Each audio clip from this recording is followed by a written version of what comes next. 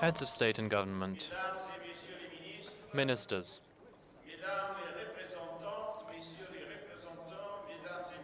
Your Excellencies, ladies and gentlemen, I declare open the Intergovernmental Conference to adopt the Global Compact for safe, orderly and regular migration, and I call to order its first plenary meeting. I wish to inform the conference that, in accordance with Rule 17 of its Provisional Rules of Procedure, I will serve as temporary president of the conference until the election of its president. I should like to extend a warm welcome to all of you, and I'm looking forward to a successful and productive conference. As representatives are aware, this conference is held pursuant to General Assembly Resolutions 71/1 of the 19th of September 2016, 71/280 of the 6th of April 2017, 72/244 of the 24th of December 2017, and 72/308 of the 6th of August 2018. I now invite the conference to proceed with the election of its president. It is my understanding that there is a general agreement among all delegations to elect His Excellency Nasser Bourita, Minister for Foreign Affairs and International Cooperation of Morocco, as president of the conference. May I take it that the conference wishes to elect by acclamation His Excellency Nasser Bourita as President of the Intergovernmental Conference to adopt the Global Compact for Safe, Orderly and Regular Migration?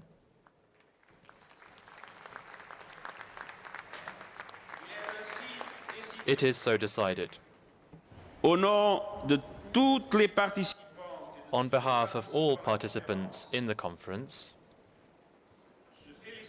I congratulate His Excellency and I invite him to take his seat at the podium to take over the proceedings of the conference. I request protocol to escort His Excellency.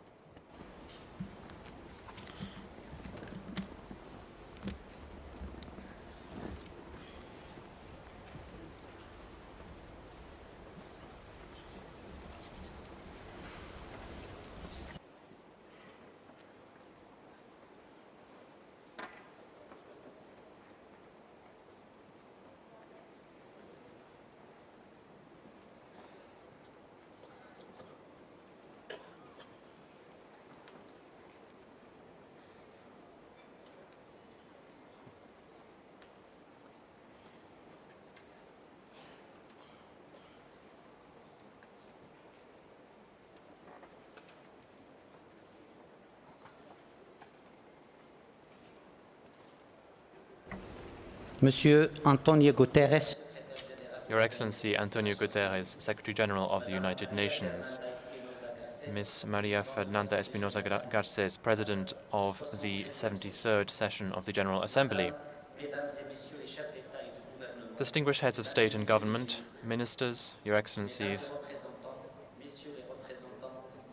ladies and gentlemen. It is an honor and a privilege for me to have been elected President of the Intergovernmental Conference to adopt the Global Compact for Safe, Orderly and Regular Migration.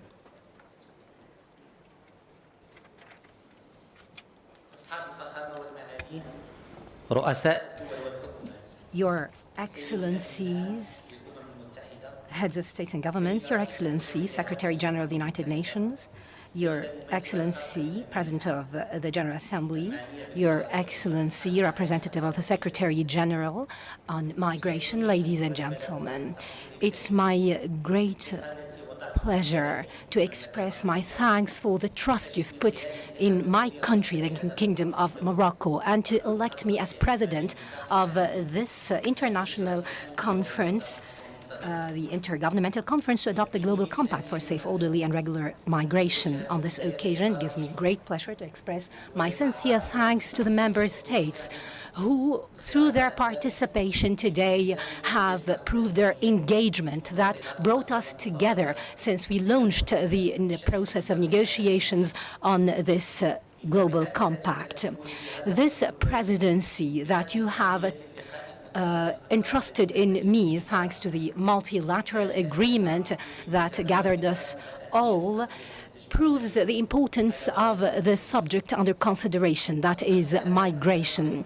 The Kingdom of Morocco, under the leadership of the King Mohammed VI, has contributed in the efforts to bring about this consensus, global consensus. Throughout this year, we have organized 4 important international conferences on migration. 2 of them were regional, that were held on a ministerial level to capitalize the migration on Africa that was adopted during the 30th African Summit. There is also the Euro-African Conference on Migration that was co-chaired with Belgium, as well as the 11th session on the International Conference on Migration, which was hosted by the Kingdom over the past few days in cooperation with Germany. Throughout those events, along with others, we have spared no effort to undertake our responsibility as an active member in the international community and a leader on the migration issue to defend those principles that we have made a point to include in the international agenda on migration. These included this common responsibility and consensus on migration and controlling all factors on migration, combating any smuggling of refugees or migrants. Si nous sommes réunis ici aujourd'hui, c'est We have gathered here today because we are aware more than ever before of the importance of the migration issue, and we also aware that our interdependence is as real as our shared responsibility. We have shown lucidity by opting for a global compact through its adoption for safe, orderly and regular migration. While some people may think that multilateralism is in competition with sovereignty, but we are showing that in fact it is an act of sovereignty today. It is a tool and a proof of its resilience. This multilateralism remains a commitment to dialogue and commitment to overcome global challenges. Migration is the most eloquent illustration of that, because it's not a topic that just is confined to one particular country or region. In different proportions, it affects my country like it affects yours. It affects Africa like it affects Europe or the Americas. It calls on everyone, perhaps in a different way, but it nevertheless affects everyone. Your Excellencies, ladies and gentlemen, I would like to wish you all the best of success in your work. This historic conference to adopt a historic compact is a conference that is the culmination of a process that began in 2016 with the New York Declaration for Refugees and Migrants, and which now continues today without nevertheless having concluded. It is a commitment undertaken by the international community to overcome a major challenge for our times, and above all, a conference for action, robust action for harmony between the interests of states and the human rights of migrants, a resolute, sustainable action for the sustainable implementation of this compact. Thank you.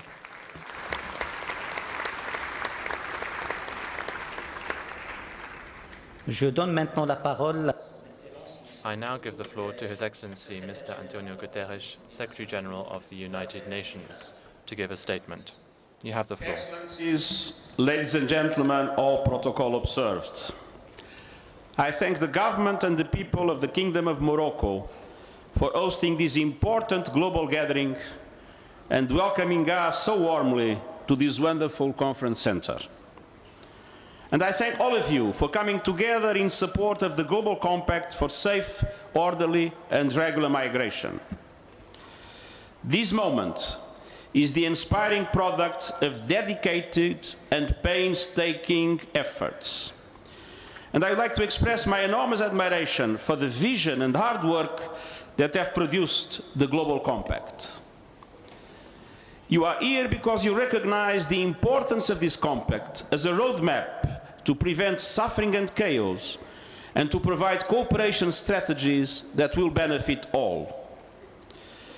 But there have been many falsehoods about the agreement and the overall issue of migration. So let me begin by dispelling a few myths. Myth number one: the Congress would allow the United Nations to impose migration policies on member states, infringing on their sovereignty. False. The Compact is not a treaty. Moreover, it is not legally binding. It is a framework for international cooperation rooted in an intergovernmental process of negotiation in good faith that specifically reaffirms the principle of state sovereignty, including, and I quote, the sovereign rights of states to determine their national migration policy and their prerogative to govern migration within their jurisdiction in conformity with international law. End of quote. Myth number two: the Compact would establish a new right to migrate, allowing everyone to choose where to go and when to go. False. The Compact only reaffirms that migrants should enjoy human rights and independently of their status. And it would be ironic if in the day we commemorate the 70th anniversary of the Universal Declaration of Human Rights, we would consider that migrants are to be excluded from the scope of the Declaration. Myth number three: migration is essentially a movement of people from the south to the global north. False. South-south migration today is larger than south to north migration. For example, there are more African migrants in other African countries than in Europe. Myth number four: developed countries do not need migration. False. In the many places where fertility is declining and life expectancy is rising, economies will stagnate and people will suffer without migration. Let me give you my own example. My mother in Portugal is 95 years old and she needs 24 hours home care. When I visit her in Lisbon, I seldom see a Portuguese person taking care of her. It is normally migrants who tend to her needs around the clock, day in and day out. And as you know, Portugal is not one of the richest countries in the world. It is clear that most developed countries need migrants across a broad spectrum of vital roles, from caring for elderly people to preventing the collapse of health services, just to mention two of them. So let us move from myth to reality, and that is precisely what the Compact does. Excellencies, today more than 80% of the world's migrants move between countries in a safe and orderly fashion.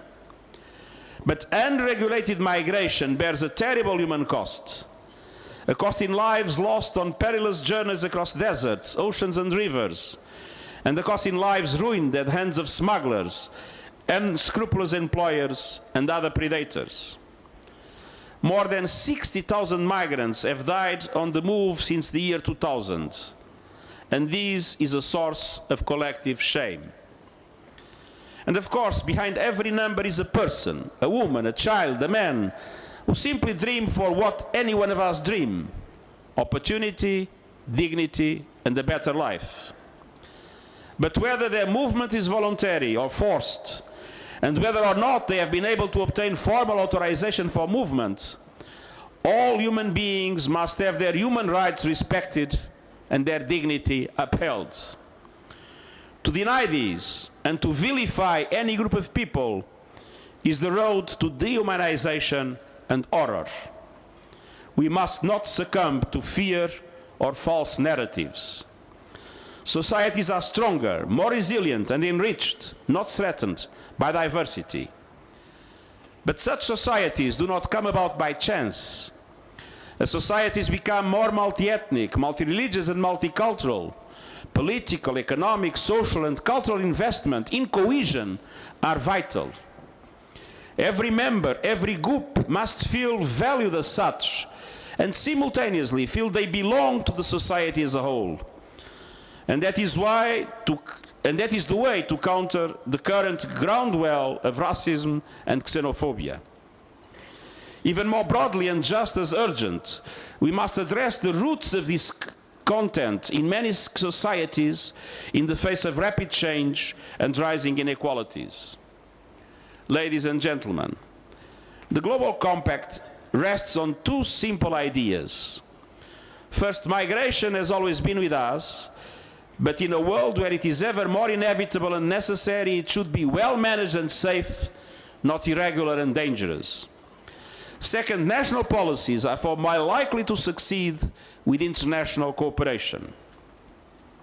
Mesdames et messieurs, ladies and gentlemen, the Compact is a step that will not only allow migrants, but also communities of origin and of destination to facilitate the process. The remittances that migrants send back home are 3 times the amount of ODA, where they spend 85% of what they earn. The Compact proposes to develop legal pathways that will allow migrants to access labor markets where labor is needed. This will allow to better combat illicit trafficking and exploitation of migrants. Another important aspect that it proposes is a framework for countries of origin. Migration must be an act of choice. It should never be an act of desperation. The Compact makes the voices of women and girls heard. They are particularly vulnerable, and they represent nearly half of the 260 million of migrants across the world. The Compact offers a framework that allows to better prepare for upcoming problems such as population movements that are aggravated by climate change. The Compact is based on the 2030 Development Agenda as its foundation, and I reiterate the universally recognized norms and principles, including the sovereignty of the state, are reaffirmed in the Compact. As part of their new network, the United Nations bodies, in particular the International Organization for Migration, will be able to better support member states.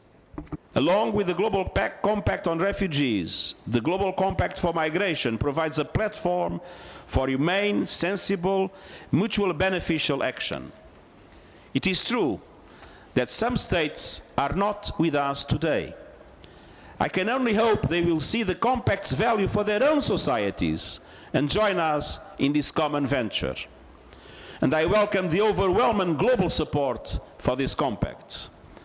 I commend the efforts of the President of the General Assembly, the facilitators, my special representative, and so many others. Let us work together for a safer, less fearful, and more prosperous future, both for our own societies and for the world's migrants. That means for us all. Thank you.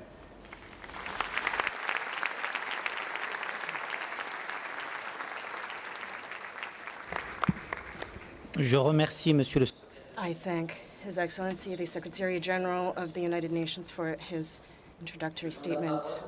I now give the floor to Her Excellency Maria Fernanda Espinosa Garces, President of the 73rd session of the General Assembly, to make a statement. You have the floor. Merci, Monsieur le Président. Thank you, Mr. President. Your Excellency, Nasser Bourita, Foreign Affairs Minister of the Kingdom of Morocco and President of the conference, Secretary General, Special Representative of the Secretary General for International Migration, esteemed heads of state and government, Your Excellencies, ladies and gentlemen. I wish to begin by expressing my thanks to the people and government of the Kingdom of Morocco for their generous hospitality as host of this conference. Morocco, in Berber, means the land of God that is now hosting this United Nations conference. This conference is a clear proof of the full validity of multilateralism as the most effective tool to grapple with one of the most significant challenges of our times, international migration. Your Excellencies, migration is part of the history of humanity. This phenomenon has always existed. There is no country or people in the world that has not been changed by it. Over the last few years, we have witnessed major migratory movements that have even caused the death of thousands of human beings. Let us remember that no people leaves behind their family or land unless they have a powerful reason to do so. Conflict, war, climate change, better opportunities elsewhere, and so on. Hence, migrants are brave, they are creative, they are entrepreneurial, but above all, they are human beings. Today is an historic moment because we are putting a human face on migration and because we will, with this compact, establish an agreement and a commitment to cooperate, exchange and learn from each other about all the dimensions of migration and the challenges faced by countries of origin, transit and destination. Your Excellencies, the compact is a guide. It is an instrument with a range of standards. It is a reference point for our public policies in the domain of migration. The compact is a global response to a reality that we can only tackle together, because international migration is, through its very nature, a cross-border and global phenomenon. Your Excellencies, yesterday we commemorated the International Day Against Genocide. The compact also represents a common vision to put an end to xenophobic discourses and xenophobia, which may lead to tragic histories which we do not want to experience ever again. The compact which we will adopt today is a flexible instrument which can be adapted to the needs, visions and priorities of every country. It stimulates joint work and cooperation in all levels: states, local governments, the United Nations system, civil society, the private sector, and communities in the diaspora. Let there be no doubt, the compact does not affect the sovereignty of any state. On the contrary, it strengthens it. No state, regardless of how powerful it is, can respond alone to the challenges posed by migration. Good practices that the compact promotes, in reality, are already being implemented in many places in the world. For instance, in my recent official visits to France and Canada last November, I was able to get to know firsthand marvelous examples of inclusion, welcome and good practices. This shows us that for implementation, we're not starting from scratch. Your Excellencies, the negotiations have been long, and they have certainly been trying and difficult, but they have been worth it. The efforts have brought us to this point. I would like to express my gratitude to all states for participating in the negotiations with openness and a constructive spirit.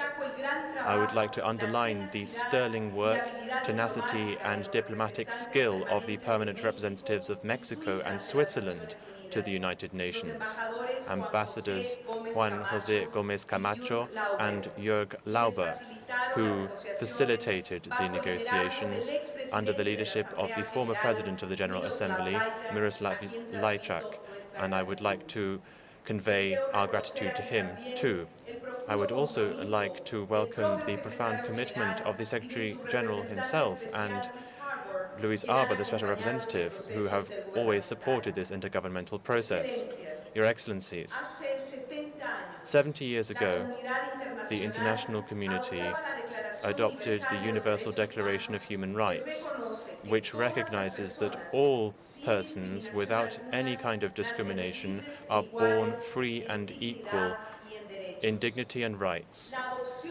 The adoption of the Global Compact is the best tribute that we can pay to the 70th anniversary of the Universal Declaration.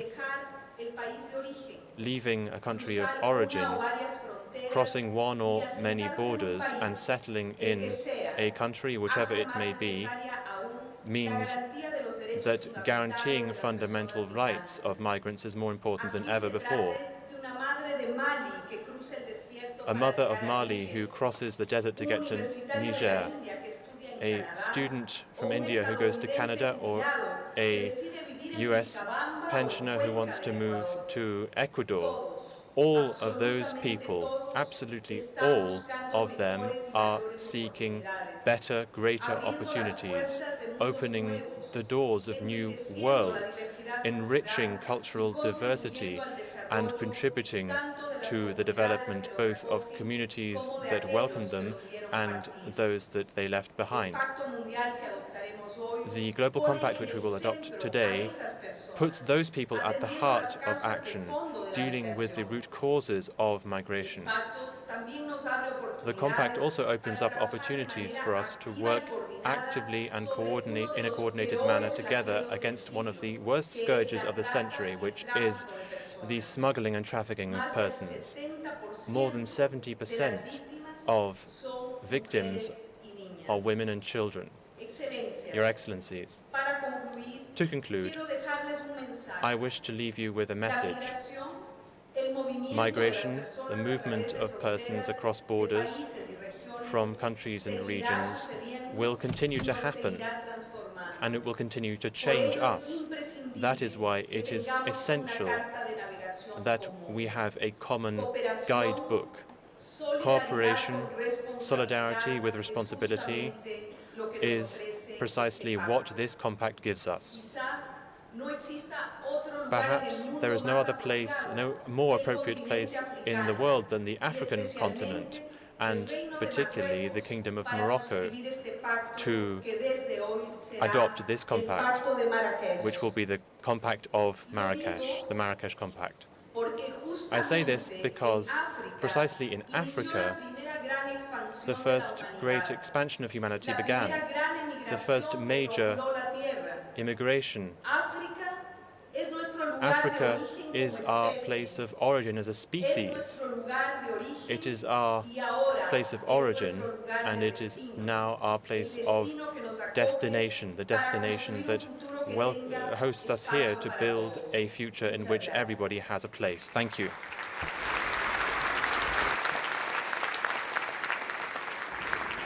Je remercie la présidente de la... I thank the President of the General Assembly for her statement.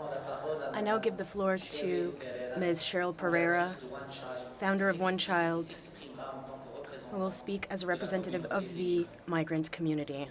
You have the floor.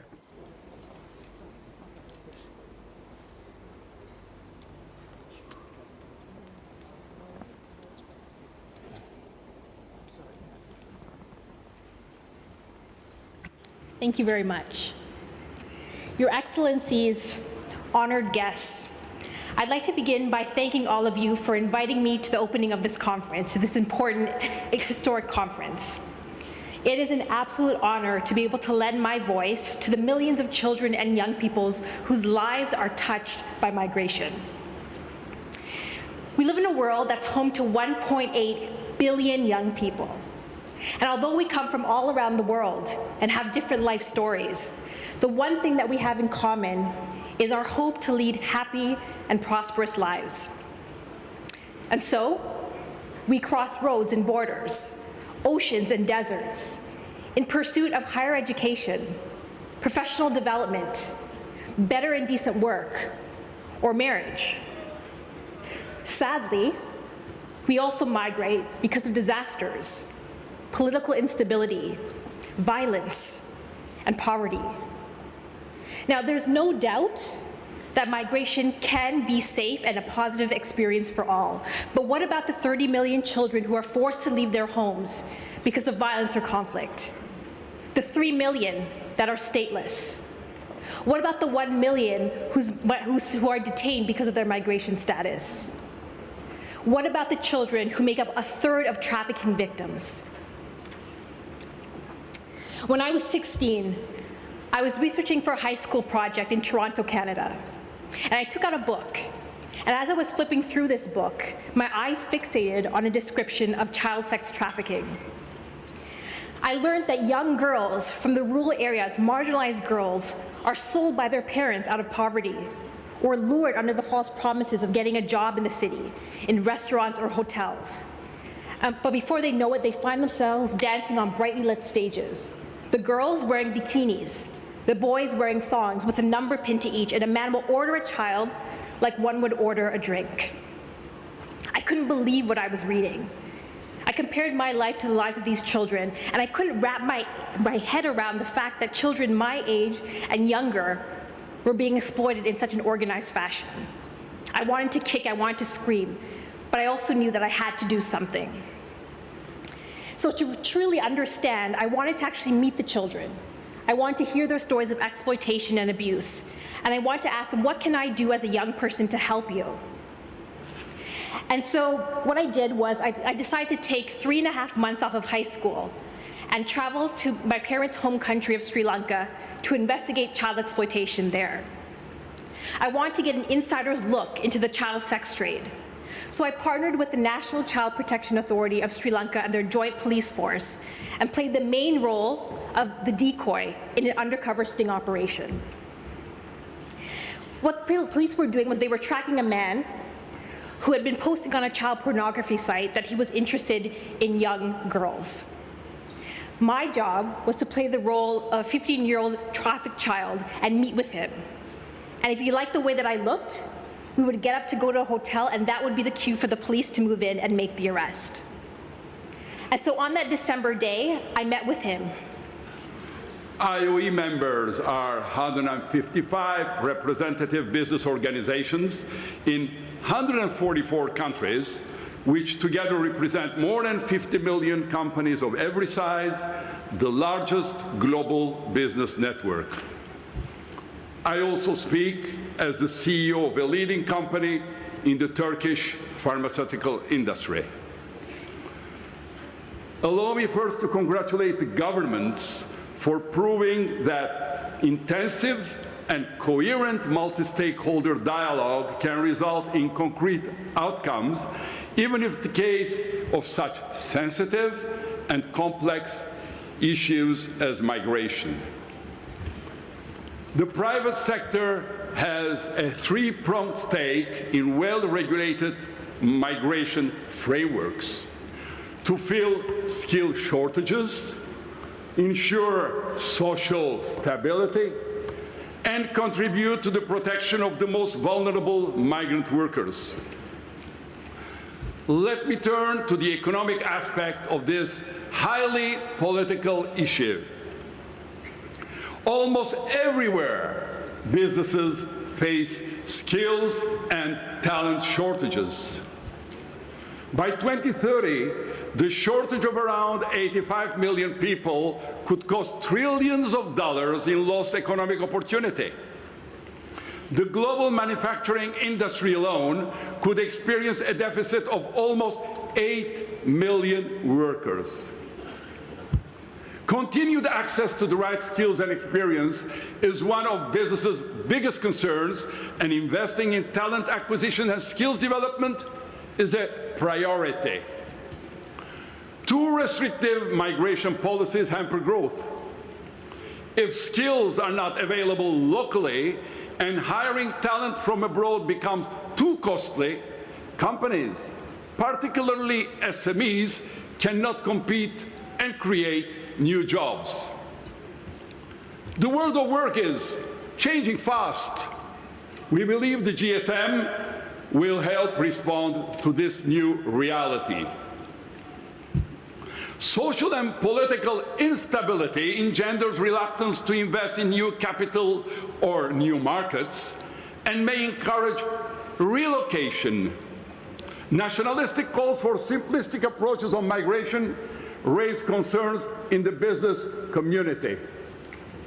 Business is already sharing expertise with policymakers in identifying long-term solutions and to facilitate transitions from the informal to the formal economy.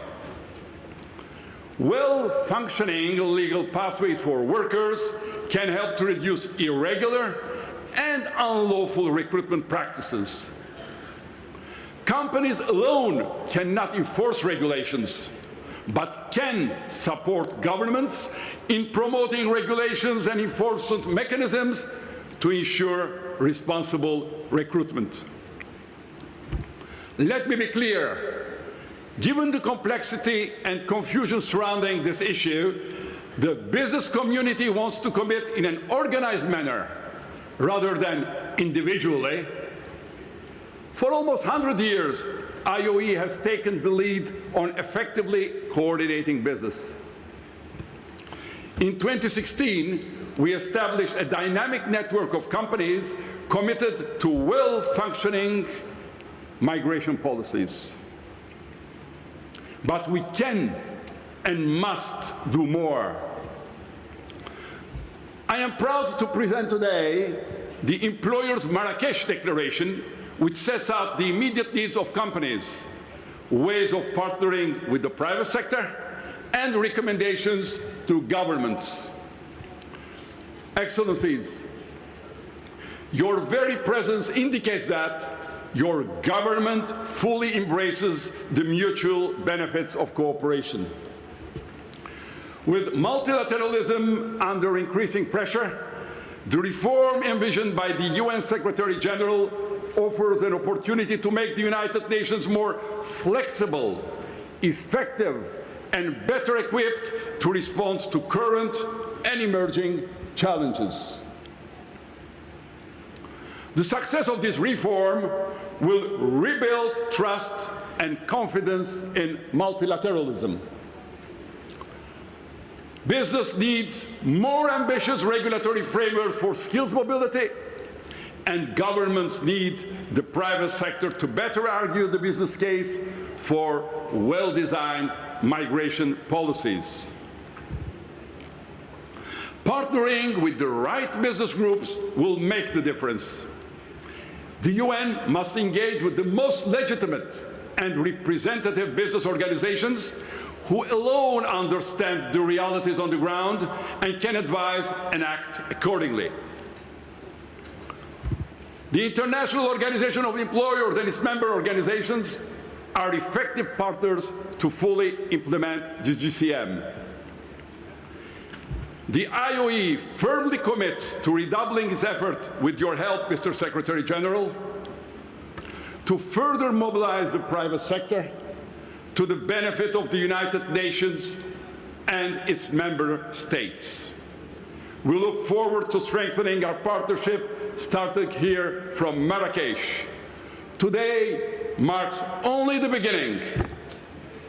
I wish you a successful conference. Thank you.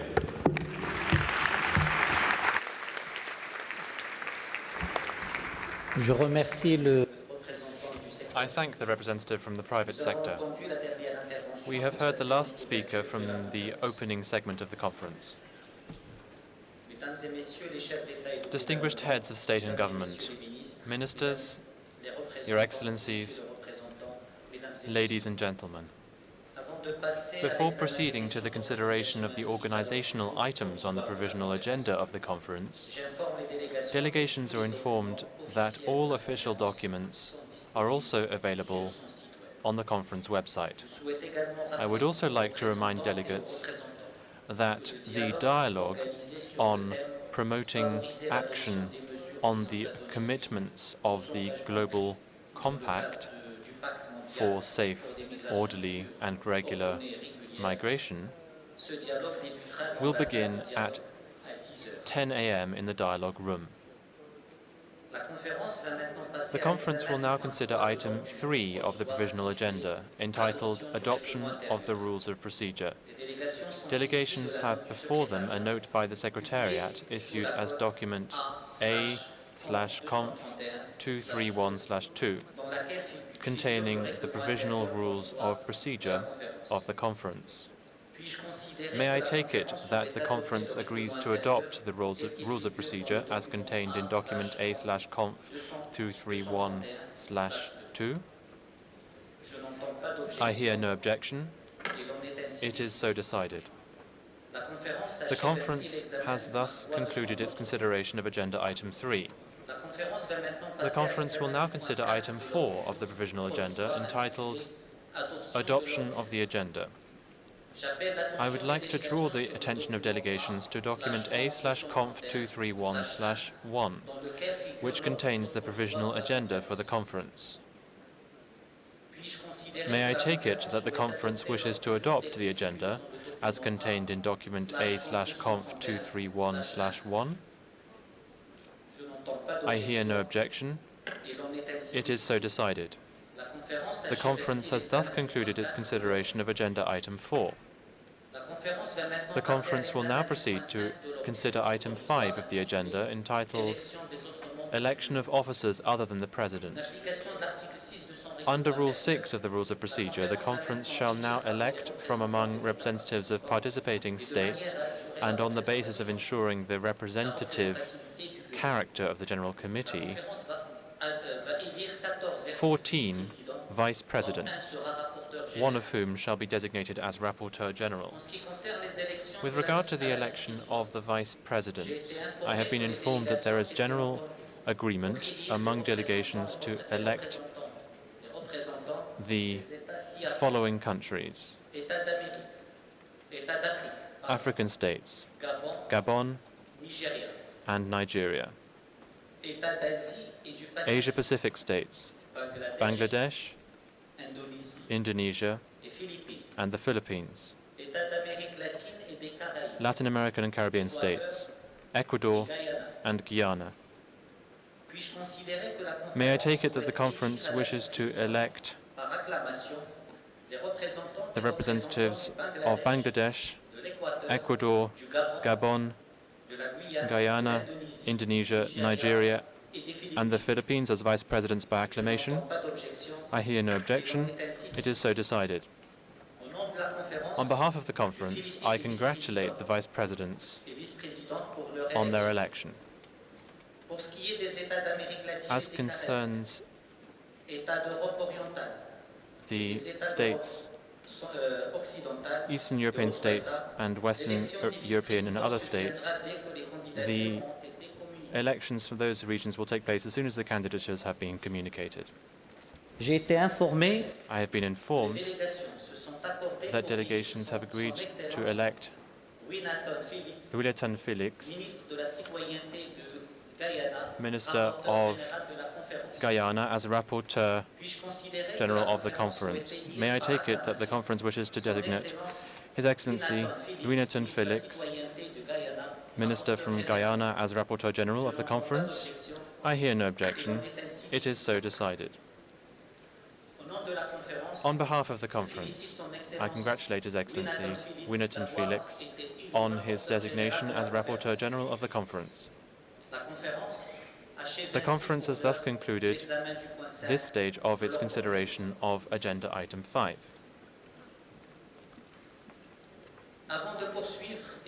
Before proceeding further, and with the permission of the conference, I wish now to invite His Excellency Saad Eddin El Othmani, the head of government of the Kingdom of Morocco to deliver a royal message from His Majesty King Mohammed VI, King of Morocco, the host country.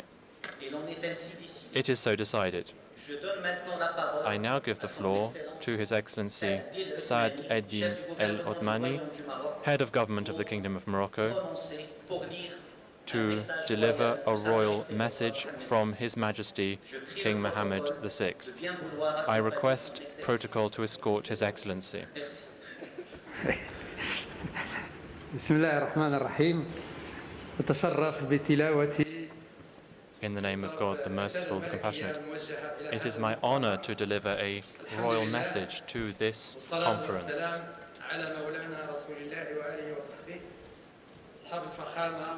May the blessings of God be with you. Your Excellencies, heads of state and government, Secretary General of the United Nations, Madam Special Representative of the Secretary General for Migration,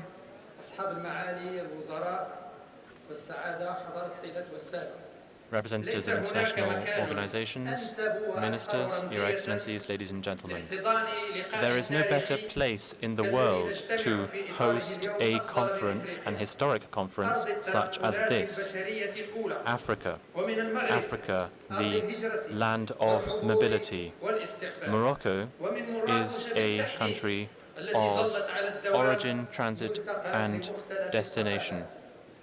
Marrakech is the place where all civilizations meet, and that is where we have the pleasure of hosting you here in Marrakech, in the land of Africa, with a degree of pride, modesty, pride because the international community has chosen the Kingdom of Morocco to host this international conference, and modesty because we are dealing with a critical issue and we have already done a great deal of work, but we still have a lot more to do. And it's not a coincidence that this conference coincides with the 70th anniversary of the Universal Declaration of Human Rights. In 1948, indeed, when humanity recognized the universal aspect of human rights, regardless of differences between cultures and nations. And then here in 2018, humanity is adopting with a great deal of conviction this universal aspect, regardless of divisions, borders, and different continents. And history will say that this process and this conference took place under the aegis and the leadership of Mr. Antonio Guterres. And I would indeed like also to pay tribute to the work of Ms. Louise Arbour, the Special Representative, and all of those who worked with her during this process. Your Excellencies, ladies and gentlemen, the Kingdom of Morocco attaches great importance to the issue of migration. This does not date from just recently. We have a profound belief that we must set in place global, practical, responsible policies. We have a vision that is based on looking to the future for human mobility. This approach aims to strike a balance between the voluntary aspect and the legal interests of states while respecting the human rights of migrants. This approach has proven itself to be successful because we have worked with our brothers in Africa and we are pioneers within the African Union on this matter, and we have established the agenda for migration, which was adopted unanimously during the African Summit in January 2018. It is therefore only natural that our vision at a national and continental level goes hand in hand with the international vision within the context of this compact, because it falls in line with the quest for creative solutions for border management while also upholding migrants' human rights. and migration and development. This reaffirms the collective responsibility that we have, as well as responsible sovereignty. Migration must not become a security issue. It should not fall prey to any kind of punishment. On the contrary, if we do so, we will have negative results. But we won't stop migration by doing that. And that is why the security aspect of this question, as I say, the security aspect should not be used as a justification to erode the human rights of migrants. On the contrary, all migrants, whichever side of the border they may be on, they must nevertheless have their rights upheld. Nor can migration be used as, or can the security question be used as a justification for any contrary approaches which may only exacerbate the vulnerability of migrants. The security question, as I say, must not affect mobility. Rather, it must be a lever to promote the rights of migrants, as well as and this goes hand in hand with the international community's attempts to implement the 2030 Agenda. Your Excellencies, the Global Compact contains promises, but history will be the judge. We have challenges to overcome, and this conference must look at the international community's ability to overcome these challenges. To this end, we must respect the sovereignty of each state to roll out national policies in the domain of migration and implement them. We must explain, we must underline the fact that multilateralism does not go hand in hand with responsibilities that are not respected. That is one of the challenges that we have in this conference. We must work together, and we must not give in to isolation. We must prioritize dialogue to find constructive solutions to overcome this challenge, because no state alone can grapple with the challenges of migration. In fact, if there is no cooperation, then we will not be able to work successfully. This global compact is not an end in and of itself, but it must be implemented in a practical manner. And that is why the Marrakech conference is a call for work first and foremost. Africa has responded to the call. Africa does not accept being on the sidelines. That is why Africa will be a key player. Africa has already implemented an agenda for migration and has established a roadmap. Africa has indeed been a pioneer in this process and has considered all aspects of migration. Indeed, we have also established a unit working on this issue, an observatory, and we reaffirm the role of this body through the Global Compact, but we need to ensure international cooperation between all kinds of international bodies and all bodies dealing with migration at all stages of migration and at all levels between development and migration. We must listen also to young people, and we must respond to what they are saying, because there are important issues and there are security issues here, but we have the answers. And that is what we are presenting today, and that is to say solidarity. Solidarity to counter exclusion. We are in favor of common responsibilities. Indeed, that is the very heart of this issue, to stem chaos and disorder by ensuring that human rights are upheld. So this is a page of history that we are writing here in Marrakech, and it is therefore a source of pride for the entire international community that has taken another step forward towards a new network for fairer, more humane migration. Thank you very much for your kind attention, and may the blessings of God be upon you.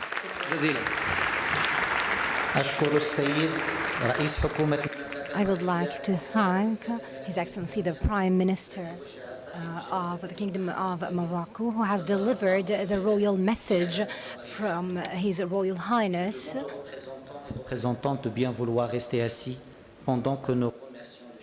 May I request representatives to remain seated while we greet the head of government.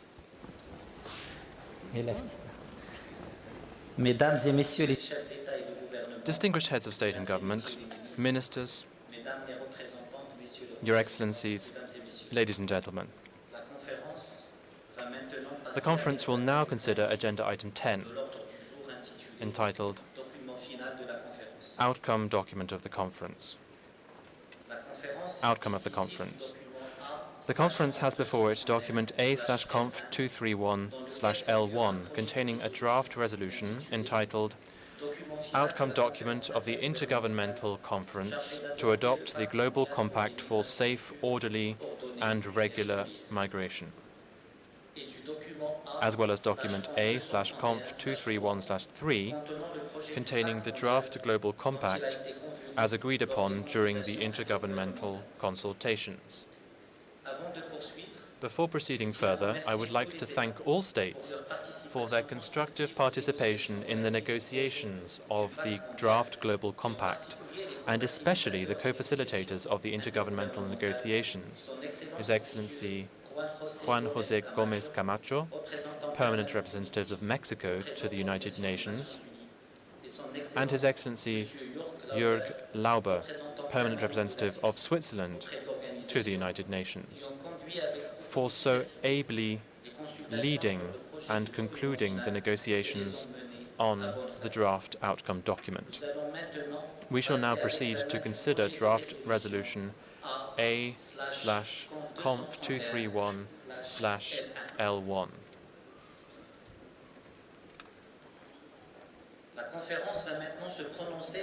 The conference will now take a decision on draft resolution A/Conf 231/L1, entitled Outcome Document of the Intergovernmental Conference to adopt the Global Compact for Safe, Orderly and Regular Migration.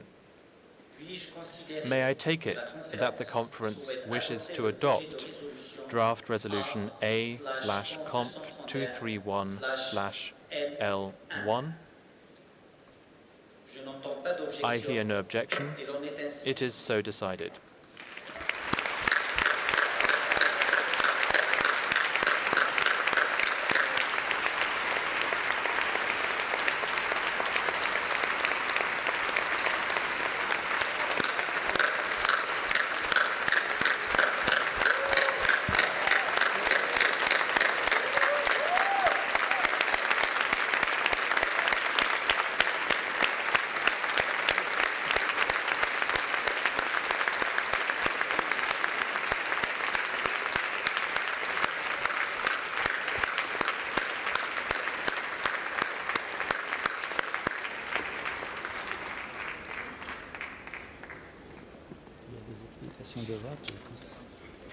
La conférence va maintenant passer à l'examen du point 6 de The conference will now consider item 6 of the agenda, entitled Organization of Work, including the establishment of subsidiary bodies and other organizational matters. The conference has before it a note by the Secretary-General entitled Organizational and Procedural Matters, contained in document A/Conf 231/4. May I take it that the conference wishes to approve the organization of work as contained in document A/Conf 231/4? I hear no objection. It is so decided. The conference has thus concluded this stage of its consideration of Agenda Item 6. I now invite the conference to consider Sub-Item A of Agenda Item 7, entitled Appointment of Members of the Credentials Committee. Rule 4 of the Rules of Procedure provides that there shall be a Credentials Committee of 9 members appointed at the beginning of the conference, and that its composition shall be based on that of the Credentials Committee of the General Assembly of the United Nations at its 73rd session. The candidate states for the Credentials Committee, taking into account the unavailability of 4 states from the Credentials Committee of the 73rd session of the General Assembly, are Bahamas, China, the Russian Federation, Finland, France, Ghana, Jamaica, Japan, and Sierra Leone.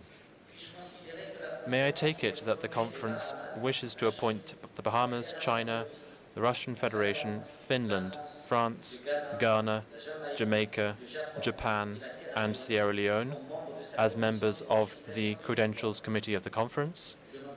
I hear no objection. It is so decided.